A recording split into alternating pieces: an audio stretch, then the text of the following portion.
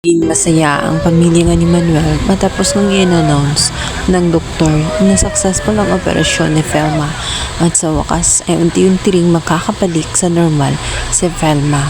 Subalit ng mga sumunod na araw, bago pa man idilat ni Felma ang kanyang mga mata, ikinagulat ni Manuel sapagkat hindi na siya maaalala nitong si Felma. At habang tumatagal, lalong mas nagiging worse dahil naaalala lamang ni Felma ang mga parte kung saan nagkaroon siya ng hinanakit nito kay Manuel matapos nang iwan siya nito. Ang painful na memories ang nalalagay sa kanyang utak.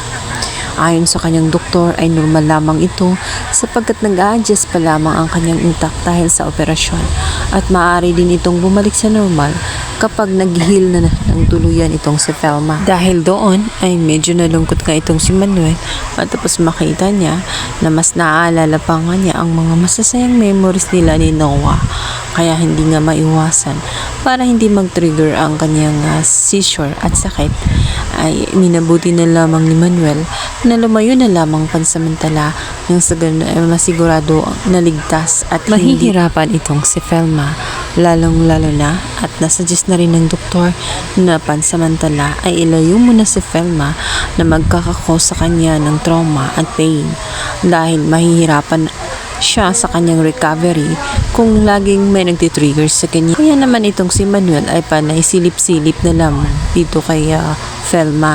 Hindi na ito malapitan sapagkat bumabalik ang galit nga ni Felma sa kanya. Ang naaalala lamang kasi ni Felma ay ang mga masasakit na memories na ginawa nga nitong si Manuel sa kanya. Sa kabilang banda, unti-unti namang umuusad ang mga araw at oras at walang ibang nakakasama itong si Felma kundi itong si Noah instead ng kanyang asawang si Manuel.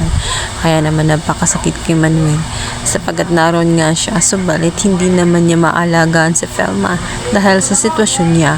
Kaya naman tiniis niya na si Noah na lamang ang pansamantalang mag-alaga sa kanya para na rin sa kanyang seguridad at para na rin sa kanyang ikakabuti. Maging ang kanyang mga anak ay tinutulungan rin itong si Manuel na unawain na lamang ang kalagayan ng kanilang ina. Maaring lilipas din ang mga iyon at darating din ang araw, ang oras na maaalala din siya at babalik din sila sa normal at magiging masaya na rin sila ulit. Magiging buo ang kanilang pamilya, lalong lalo na at naging maayos naman ang operasyon. Ang kailangan na lamang nila ay ganap na pag-heal ng utak nga nitong si Felma. Samantala, lilipas ang mga araw, isasuggest nga ng doktor na bibigyan na siya ng therapist kung saan makakatulong sa kanya nang sa ganun unti-unti siyang makakalakad at matutunan niyang mag-coordinate ang utak niya sa paglalakad at pagkaroon ng balanse.